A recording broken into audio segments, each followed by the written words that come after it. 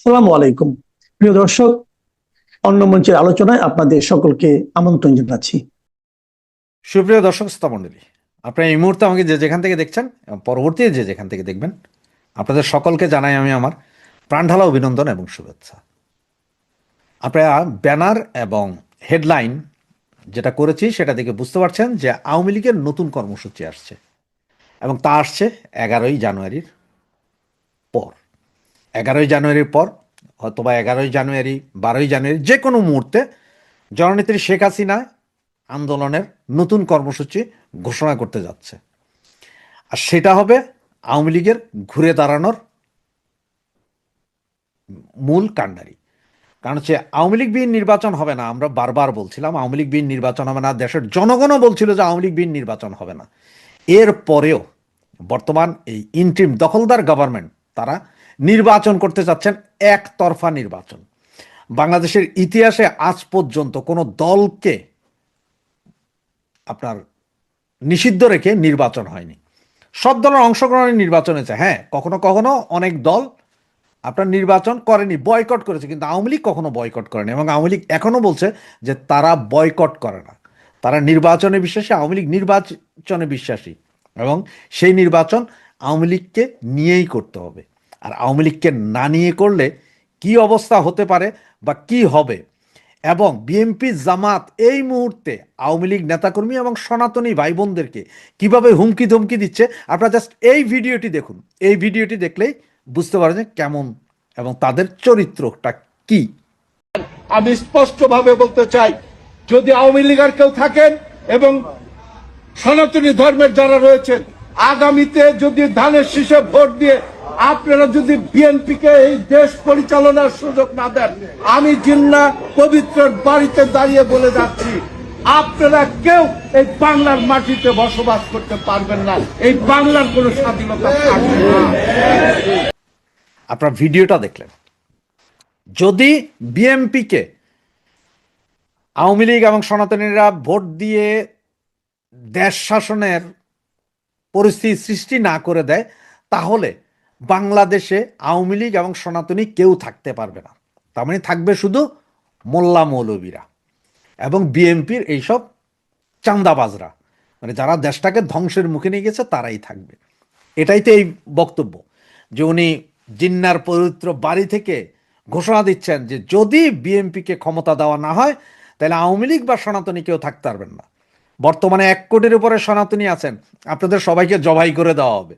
আওয়ামী লীগ নেতাকর্মী আছেন, আপনাদের আর কি করবে, যা করার তো করছেই অলরেডি। 50,000 নেতাকর্মী অলরেডি জেলে আছে। 360 জন নেতাকর্মী মৃত্যুবরণ করেছে জেলখানায় অমানসিক নির্যাতনে, এবং আরো কত হাজার কত লাখ যে ঘরবাড়ি ছাড়া, তা আপনারাই বুঝতে পারছেন। আর এর কারণেই 11 তারিখের পর যে কোনো মুহূর্তে আমাদের সভানেত্রী আন্দোলনের ডাক দিচ্ছেন। 11 তারিখ অবশ্য মার্কিন অ্যাম্বাসেডার, নতুন মার্কিন অ্যাম্বাসেডার আসবেন, যিনি প্রচণ্ড চায়না বিরোধী, উনি আসছেন, ডিপ স্টেটের লোক। এরপরে কি কি হবে তা আমরা এখনো জানি না।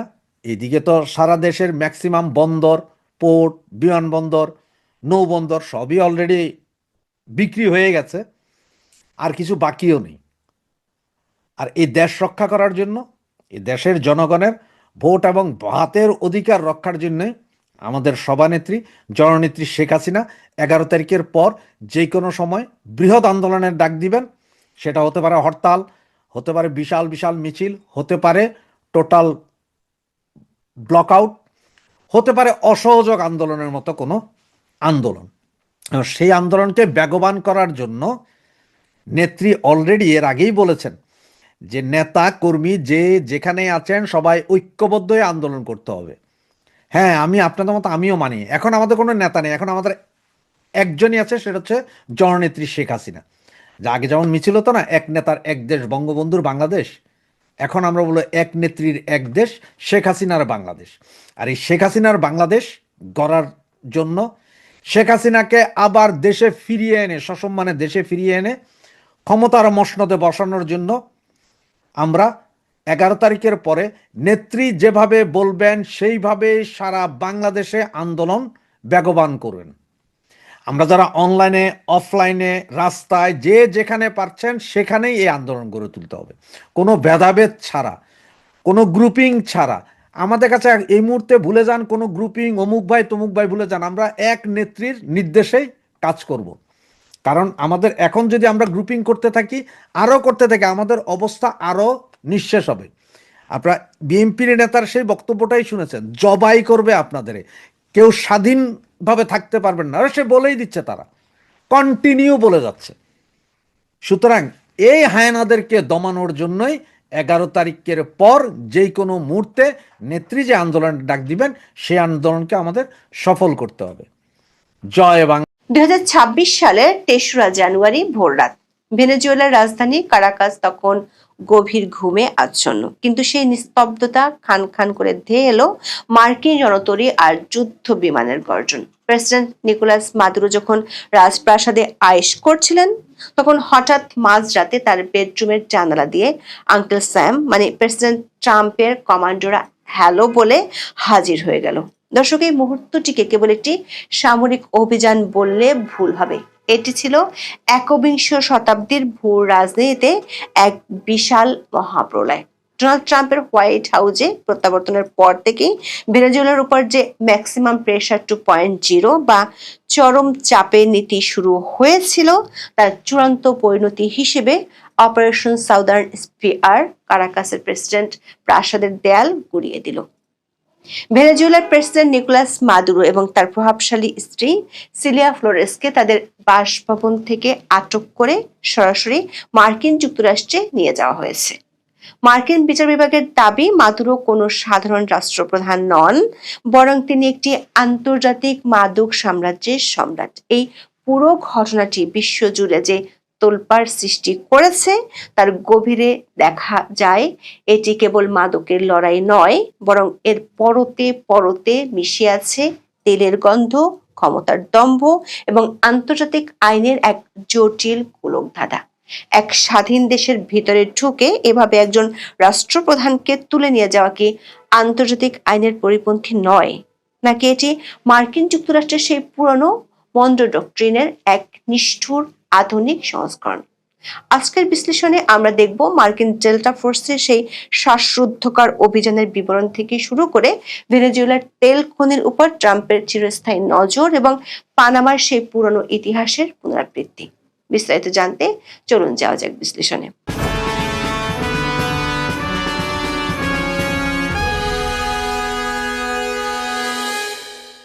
শনিবার ভোররাত ঠিক 2টা, কারাকাসের আকাশে হঠাৎ করেই দেখা গেল লো ফ্লাইং এয়ারক্রাফট আর ড্রোনের গর্জন।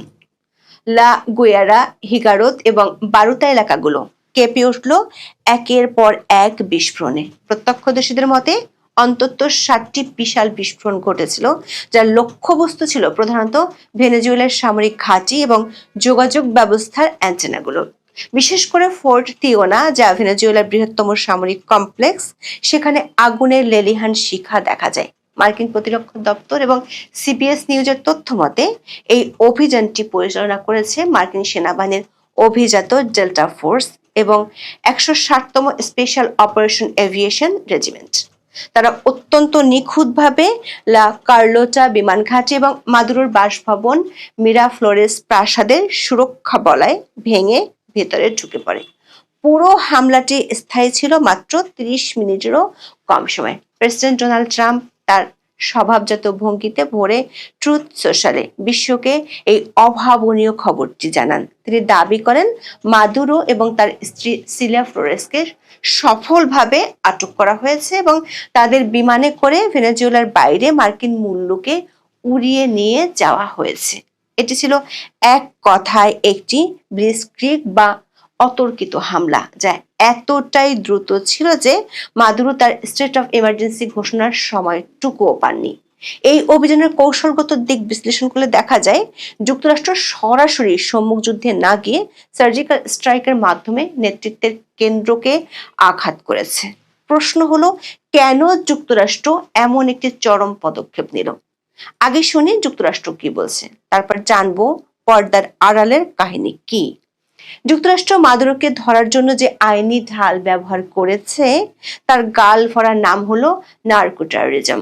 মার্কিন অ্যাটর্নি জেনারেল পামেলা বন্ডি এবং বিচার বিভাগ মাদুরোর বিরুদ্ধে নার্কো টেরোরিজম বা মাদক সন্ত্রাসবাদের ষড়যন্ত্রের অভিযোগ এনেছেন। নিউ ইয়র্কের সাউদার্ন ডিস্ট্রিক্টের আদালতে দায়ের করা এই অভিযোগে বলা হয়েছে, মাদুরো গত 20 বছর ধরে কলম্বিয়ার বিপ্লবী গোষ্ঠী এফএআরসি এর সাথে হাত মিলিয়ে একটি ড্রাগ কার্টেল পরিচালনা করছেন, যার নাম কার্টেল অফ দ্য সানস। মজার বিষয় হলো, মাদুরোর স্ত্রী সিলিয়া ফ্লোরেস, যাকে তিনি আদর করে ফার্স্ট কম্ব্যাটেন্ট বা প্রধান যোদ্ধা বলে ডাকেন, তার বিরুদ্ধেও মাদকের অর্থ পাচারের অভিযোগ রয়েছে। তার দুই ভাইপো এফ্রান অ্যান্তোনিও কাম্পো ফ্লোরেস এবং ফ্রাঙ্কি ফ্রান্সিসকো ফ্লোরেস দে ফ্রান্টেস 2015 সালে হাইতিতে মার্কিন অভিযানে ধরা পড়েছিলেন এবং পরে যুক্তরাষ্ট্রে সাজা ভোগ করেন। যদিও প্রেসিডেন্ট জো বাইডেন 2022 সালে তাদের মুক্তি দিয়েছিলেন, তবে ট্রাম্প প্রশাসন আবার তাদের বিরুদ্ধে নতুন করে নিষেধাজ্ঞা জারি করেছে। মার্কিন প্রশাসনের যুক্তি হলো, মাদুরো কেবল একজন রাষ্ট্রপ্রধান নন, বরং তিনি একজন মাদক সম্রাট, যিনি কোকেনকে অস্ত্র হিসেবে ব্যবহার করে মার্কিন সমাজকে বন্যায় ভাসিয়ে দিতে চেয়েছিলেন। ট্রাম্প মাদুরোর মাথায় দাম বা বাউন্টি বাড়িয়ে $50 মিলিয়ন নির্ধারণ করেছিলেন, যা ওসামা বিন লাদেন বা আল বাগদাদীয় পর্যায়ের সমান। তবে যুক্তরাষ্ট্রের এই অভিযোগের সত্যতা নিয়ে আন্তর্জাতিক বিশ্লেষকদের মধ্যে মতভেদ রয়েছে। অনেকে মনে করেন ভেনেজুয়েলা প্রধানত কলম্বিয়ার কোকেন পাচারের একটি রুট মাত্র। তবে মাদুরো সরকার সরাসরি এই উৎপাদনে জড়িত কিনা তা নিয়ে যথেষ্ট প্রমাণের অভাব রয়েছে। যুক্তরাষ্ট্র মাদকের অভিযোগ তুললেও আন্তর্জাতিক বিশ্লেষকদের মনে প্রশ্ন, আঙ্কেল স্যাম কি আসলেই যুক্তরাষ্ট্রের যুব সমাজকে মাদকের হাত থেকে বাঁচাতে মাদুরোকে ধরেছে, নাকি তার নজর ভেনেজুয়েলার 303 বিলিয়ন ব্যারেল তেলের উপর? ভেনেজুয়েলা বিশ্বের বৃহত্তম প্রমাণিত তেলের মজুদের মালিক, সৌদি আরব বা ইরানের চেয়েও বেশি। ট্রাম্প যখন প্রকাশ্যে বলেন তিনি মার্কিন তেল কোম্পানিগুলোর সাথে কথা বলেছেন এবং ভেনেজুয়েলার তেল নিয়ে মার্কিন পেট্রোলিয়াম রিজার্ভ পূরণ করবেন, তখনই কিন্তু তেলের গন্ধটা পরিষ্কার হয়ে যায়। অনেক বিশ্লেষক মনে করেন মাদকের অভিযোগটি কেবল একটি স্মোক স্ক্রিন বা ধোঁয়াশা। আসল লক্ষ্য হলো কারাকাসের তেল দখল করা। আবার 2027 সালের মধ্যে চীনের জ্বালানি চাহিদার একটা বড় অংশ ভেনেজুয়েলা থেকে আসার কথা ছিল।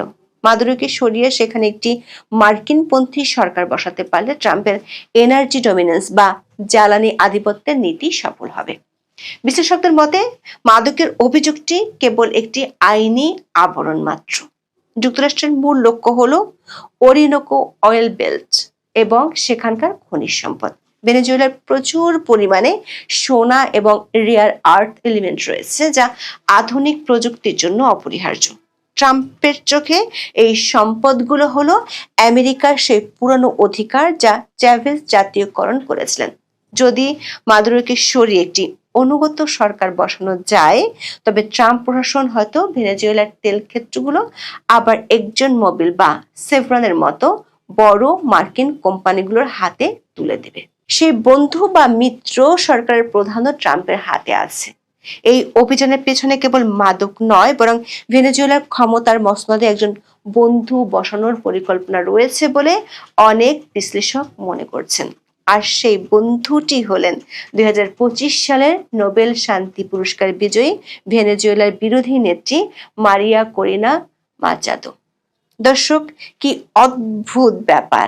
যেখানে নোবেল শান্তি বিজয়ীরা রাজনীতিতে জড়াচ্ছেন, সেখানে অশান্তি আর দেশের বিরুদ্ধে ষড়যন্ত্র হচ্ছে, হোক সে বাংলাদেশ কিংবা মিয়ানমার অথবা ভেনেজুয়েলা। মাচাদো দীর্ঘ 1 বছর ভেনেজুয়েলায় আত্মগোপনে থাকার পর সম্প্রতি একটি নকল পরচুলা পরে এবং কাঠের নৌকায় করে কিউরাসাও হয়ে নরওয়েতে পালিয়ে যান, যা কোনো থ্রিলার সিনেমার চেয়ে কম নয়। তিনি ট্রাম্পের এই আগ্রাসী নীতির কট্টর সমর্থক। এমনকি তিনি একবার বলেছিলেন যে মাদুরোকে সরাতে কেবল আন্তর্জাতিক চাপ যথেষ্ট নয়, বরং একটি বিশ্বাসযোগ্য সামরিক হুমকি প্রয়োজন। ট্রাম্পের সাথে মাচাদোর সম্পর্ক বেশ রসাত্মক। মাচাদো যখন নোবেল পেলেন, তখন ট্রাম্প পরে রসিকতা করে বলেছিলেন মাচাদো তাকে ফোন করে জানিয়েছেন তিনি ট্রাম্পের সম্মানার্থে এই পুরস্কার গ্রহণ করেছেন এবং ট্রাম্প চাইলে পুরস্কারটি তাকে দিয়েও দিতে পারতেন। অনেকে মনে করেন মাদুরোকে সরিয়ে মাচাদো বা এডমুন্ডো গঞ্জালেসকে ক্ষমতায় বসিয়ে ভেনেজুয়েলাকে একটি মার্কিন পাপেট স্টেট বা পুতুল রাষ্ট্রে পরিণত করাই ট্রাম্পের মূল লক্ষ্য, যাতে তেলের উপর নিয়ন্ত্রণ বজায় রাখা সহজ হয়। দর্শক, যুক্তরাষ্ট্র ভেনেজুয়েলার সম্পর্কে অবনতির শুরু মূলত প্রয়াত প্রেসিডেন্ট হুগো চাভেজের শাসনামলে। 1999 সালে ক্ষমতায় আসার পর চাভেজ সমাজতান্ত্রিক নীতি গ্রহণ করেন। তিনি তেল শিল্পকে রাষ্ট্রের নিয়ন্ত্রণে নিলে যুক্তরাষ্ট্রের সঙ্গে সম্পর্ক শীতল হতে থাকে। 2013 সালে চাভেজের মৃত্যুর পর নিকোলাস মাদুরো ক্ষমতায় আসেন। মাদুরো আগের সরকারের নীতি অব্যাহত রেখে যুক্তরাষ্ট্রের 1 নম্বর শত্রুতে পরিণত হন। দর্শক, আপনারা যারা ভাবছেন এই ঘটনা একদম নতুন, তাদের জন্য ইতিহাসের ধুলো জমা ফাইল থেকে একটি নাম মনে করিয়ে দেই। সেটি হলো ম্যানুয়েল নোরিয়েগা। 36 বছর আগে 1990 সালের 3রা জানুয়ারি মার্কিন বাহিনী পানামায় ঢুকে নোরিয়েগাকে একইভাবে তুলে এনেছিল। 1989 সালের 20 ডিসেম্বর মার্কিন প্রেসিডেন্ট জর্জ H.W. বুশ পানামায় অপারেশন জাস্ট কজ শুরু করেছিলেন। মজার ব্যাপার হলো, তিনি এক সময় সিআইএ এর বন্ধু ছিলেন, কিন্তু যখনই তিনি মার্কিন কথা শোনা বন্ধ করলেন, অমনি তিনি হয়ে গেলেন মাদক সম্রাট। পানামা ও ভেনেজুয়েলার এই দুটি অভিযানের মধ্যে কিছু মিল আছে যেগুলো অবাক করার মতো। নোরিয়েগা আত্মসমর্পণ করেছিলেন 1990 সালের 3রা জানুয়ারি, আর মাদুরো গ্রেপ্তার হলেন 2026 সালের 3রা জানুয়ারি। তারিখের এই কাকতালীয় মিল হয়তো ট্রাম্প প্রশাসনের একটি সচেতন বার্তা। আবার দুজনের বিরুদ্ধে একই অভিযোগ, তারা মাদক সম্রাট। মিল আছে অভিযানে অভিজাত বাহিনী ব্যবহারও। পানামায় নেভি সিল এবং আর্মি রেঞ্জার্স ব্যবহার করা হয়েছিল, আর ভেনেজুয়েলার ডেল্টা ফোর্স প্রধান ভূমিকা পালন করেছে। নোরিয়েগাকে পরে যুক্তরাষ্ট্রে 40 বছরের জেল দেওয়া হয়েছিল। মাদুরোর কপালে কি আছে তার সময় বলে দেবে। মাদুরোর গ্রেপ্তারের খবর ছড়িয়ে পড়ার পর ভেনেজুয়েলার ভাইস প্রেসিডেন্ট ডেলসি রদ্রিগেজ এবং প্রতিরক্ষা মন্ত্রী ভ্লাদিমির পেড্রিনো লোপেজ অগ্নিশর্মা হয়ে প্রতিক্রিয়া জানিয়েছেন। তারা এটিকে নগ্ন আগ্রাসন এবং সাম্রাজ্যবাদী হামলা বলে দাবি করেছেন। তাদের দাবি, মার্কিন বিমানগুলো বেসামরিক এলাকাগুলোতেও হামলা চালিয়েছে এবং এতে অনেক সাধারণ মানুষের মৃত্যু হয়েছে। ভেনেজুয়েলা সরকার মাদুরো ও তার স্ত্রীর প্রুফ অফ লাইফ বা তারা যে বেঁচে আছেন তার প্রমাণ দাবি করেছে। দর্শক, মাদুরোর গ্রেপ্তারের ঘটনায় সারা বিশ্ব যেন দুই ভাগে বিভক্ত হয়ে গেছে। এক পক্ষে যুক্তরাষ্ট্র এবং তার পশ্চিমা মিত্ররা, অন্যপক্ষে রাশিয়া, চীন, ইরান এবং কিউবার মতো দেশগুলো। রুশ পররাষ্ট্র মন্ত্রণালয় এই হামলাকে সশস্ত্র আগ্রাসন হিসেবে দেখছে। রাশিয়ার জন্য ভেনেজুয়েলা ছিল ল্যাটিন আমেরিকার সবচেয়ে বড় কৌশলগত মিত্র। সেখানে তাদের হাজার হাজার কোটি ডলারের বিনিয়োগ রয়েছে। ইরানের সর্বোচ্চ নেতা আয়াতুল্লাহ আলী খামেনি এই হামলার তীব্র নিন্দা জানিয়েছেন। চীনও এই ঘটনার তীব্র নিন্দা জানিয়েছে। অন্যদিকে ইউরোপীয় ইউনিয়নের নেতারা কিছুটা সংযত প্রতিক্রিয়া দেখিয়েছেন। তারা সহিংসতার নিন্দা করলেও আন্তর্জাতিক আইন মেনে চলার আহ্বান জানিয়েছেন। আন্তর্জাতিক বিশ্লেষকরা বলছেন, আইনি দৃষ্টিকোণ থেকে এই অভিযানটি অত্যন্ত বিতর্কিত। একটি সার্বভৌম রাষ্ট্রের ভেতরে সামরিক অভিযান চালিয়ে সেখানকার রাষ্ট্রপ্রধানকে গ্রেপ্তার করা কি আইনসম্মত? জাতিসংঘের সনদের 2 আর 4 অনুচ্ছেদ অনুযায়ী কোনো রাষ্ট্র অন্য কোনো রাষ্ট্রের আঞ্চলিক অখণ্ডতা বা রাজনৈতিক স্বাধীনতার বিরুদ্ধে শক্তি প্রয়োগ করতে পারে না। যুক্তরাষ্ট্র এখানে আত্মরক্ষার বা সেলফ ডিফেন্সের যুক্তি দিলেও আন্তর্জাতিক আইনে মাদকের পাচারকে সাধারণত সশস্ত্র আক্রমণ হিসেবে গণ্য করা হয় না। আবার আন্তর্জাতিক প্রথাগত আইন অনুযায়ী একজন বর্তমান রাষ্ট্রপ্রধান যে কোনো বিদেশি আদালতের বিচার থেকে রেহাই পাওয়ার অধিকারী, যাকে বলা হয় ইমিউনিটি রেশন পার্সনে। জাতিসংঘের বিশেষজ্ঞরা বলছেন, এই হামলা আসলে এক ধরনের ভীতি প্রদর্শনকারী কূটনীতি, যা বিশ্বের নিয়ম ভিত্তিক শৃঙ্খলাকে ধ্বংস করে দিচ্ছে। দর্শক, মাদুরোর এই নাটকীয় পতন এবং গ্রেপ্তার বিশ্ব রাজনীতিতে বেশ কিছু গুরুত্বপূর্ণ পরিবর্তনের ইঙ্গিত দিচ্ছে। ট্রাম্পের নতুন পররাষ্ট্র নীতিকে অনেকে ঠাট্টা করে চন্দ্র ডক্ট্রিন মানে ডোনাল্ড প্লাস মনরো বলেছেন। 1823 সালে মনরো ডক্ট্রিনকে আরো আক্রমণাত্মকভাবে ফিরিয়ে আনা হয়েছে, যার মূল কথা হলো পশ্চিম গোলার্ধে কেবল আমেরিকার হুকুম চলবে, চীন বা রাশিয়ার কোনো জায়গা নেই। ভেনেজুয়েলায় যদি গৃহযুদ্ধ শুরু হয় তবে বিশ্ব বাজারে তেলের সরবরাহ ব্যাহত হতে পারে। এতে ডিজেলের দাম বাড়তে পারে, যা বৈশ্বিক মুদ্রাস্ফীতিকে উস্কে দেবে। ভেনেজুয়েলায় আছে চীনের বিশাল বিনিয়োগ। মাদুরোর অবর্তমানে তা অনিশ্চয়তার মুখে পড়ল। এটি বেজিং এর জন্য একটি বড় ধাক্কা। তবে মার্কিন এই বিজয় কতটুকু দীর্ঘস্থায়ী হবে তা নিয়ে সংশয় আছে। ভেনেজুয়েলার সেনাবাহিনী যদি গেরিলা যুদ্ধ শুরু করে তবে ইরাক বা আফগানিস্তানের মতো যুক্তরাষ্ট্র সেখানে এক দীর্ঘমেয়াদী চোরাবালিতে আটকে যেতে পারে। দর্শক, মাদুরো এখন যুক্তরাষ্ট্রের জেলে। কারাকাসের রাস্তায় এখন ট্রাঙ্কের গর্জন আর মানুষের দীর্ঘশ্বাস। কেউ হয়তো ভাবছে মুক্তি এসেছে, আবার কেউ ভাবছে সার্বভৌমত্ব বিকিয়ে দিয়ে কি আর শান্তি ফেরে।